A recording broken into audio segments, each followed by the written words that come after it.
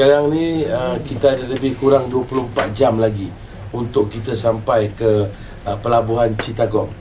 InsyaAllah kita berada sekarang ni di kawasan Bay of Bengal yang saya sebutkan tadi.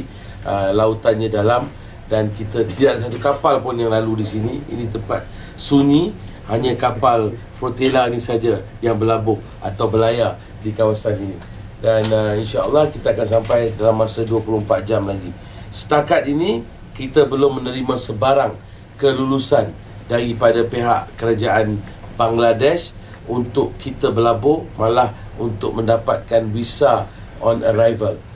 Saya telah memaklumkan perkara ini kepada Yang Amat Berhormat Datuk Seri Muhammad Najib bin Tun Abdul Razak, Perdana Menteri kita, dan beliau telah balas balik. InsyaAllah beliau sedang usahakan yang terbaik untuk berbincang dengan counterpart beliau, iaitu Yang Berhormat ataupun Excellency Prime Minister Bangladesh, dan kita tunggu, kita berdoa.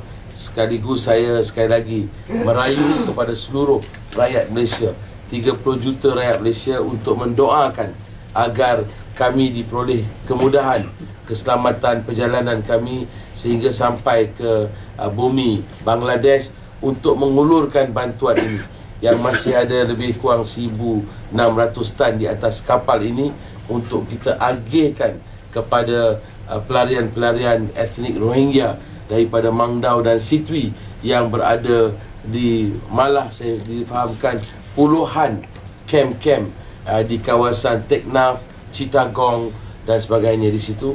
Jadi kita akan cuba sedaya upaya kami untuk melaksanakan ibadah ini, untuk membantu mereka-mereka yang amat memerlukan kehadiran kita. Sekali lagi saya harap kita semua doakan, memberikan kekuatan kepada Datuk Seri Muhammad Najib bin Tun Abdul Razak untuk negotiate, berunding dengan Perdana Menteri Bangladesh untuk kita semua dapat masuk ke Bangladesh.